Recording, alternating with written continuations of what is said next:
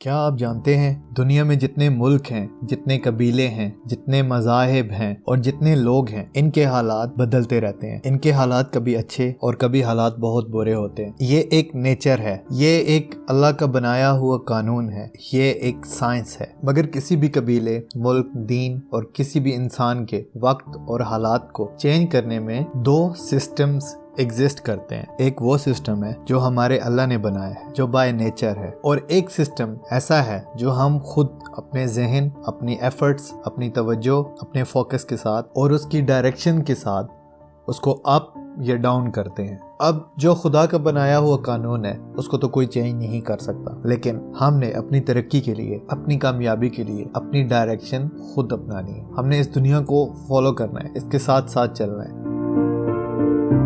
میں ہوں تیمور اور آپ دیکھ رہے ہیں جہان تیمور۔ نئے آنے والوں سے گزارش ہے کہ پلیز میرے چینل کو سبسکرائب کریں اور بیل آئیکن کو پریس کر دیں تاکہ میری آنے والی ہر نئی ویڈیو آپ کو آسانی سے مل سکے۔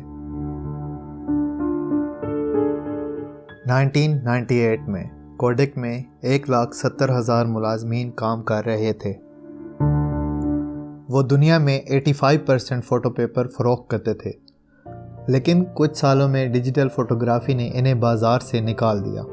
کوڈک دیوالیہ ہو گیا۔ اس کے تمام ملازمین سڑکوں پر چلے گئے۔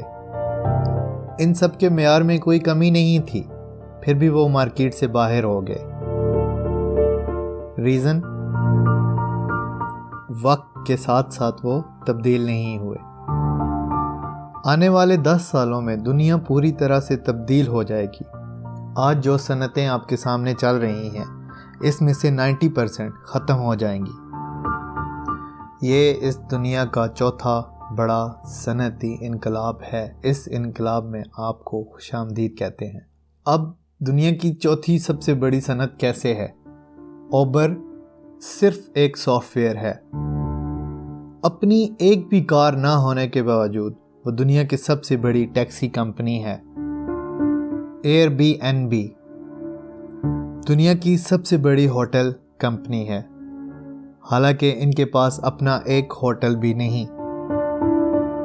پیٹم، اولا ٹیکس، اویو کمرے جیسی بہت ساری مثالیں ہیں۔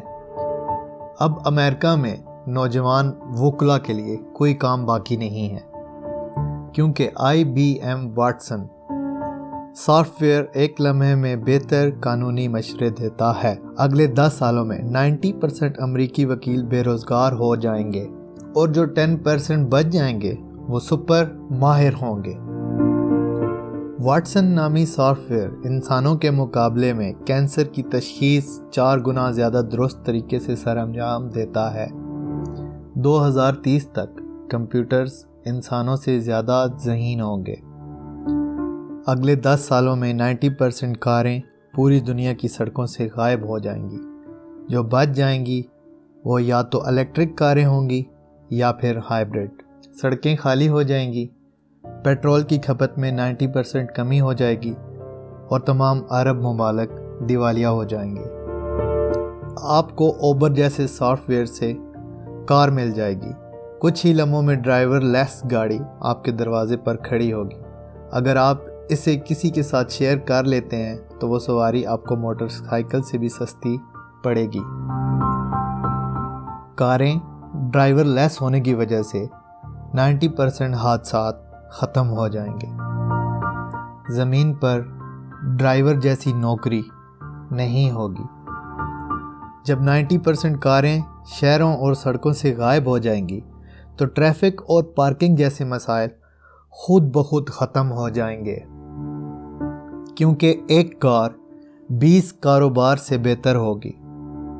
5 یا 10 سال پہلے پاکستان میں ایسی کوئی جگہ نہیں ہوتی تھی جہاں پی سی او نہیں ہوتے تھے۔ پھر جب موبائل سب کی جیب میں آیا تو پی سی او ختم ہو گئے۔ ان پی سی او کو چلانے والے لوگوں نے پھر موبائل لوڈ دینا شروع کر دیا، لیکن اب موبائل ریچارج آن لائن ہونا شروع ہو گیا ہے۔ آج کل مارکیٹ میں ہر تیسری دکان پر موبائل فون ہے۔ فروخت، خدمت، ریچارج، لوازمات، مرمت، بحالی وغیرہ وغیرہ۔ اب سب کچھ ATM سے کیا جا رہا ہے۔ اب لوگوں نے ریلوے کے ٹکٹ لینا بھی اپنے موبائل سے شروع کر دیا ہے۔ اب پیسوں کا لین دین بھی تبدیل ہو رہا ہے۔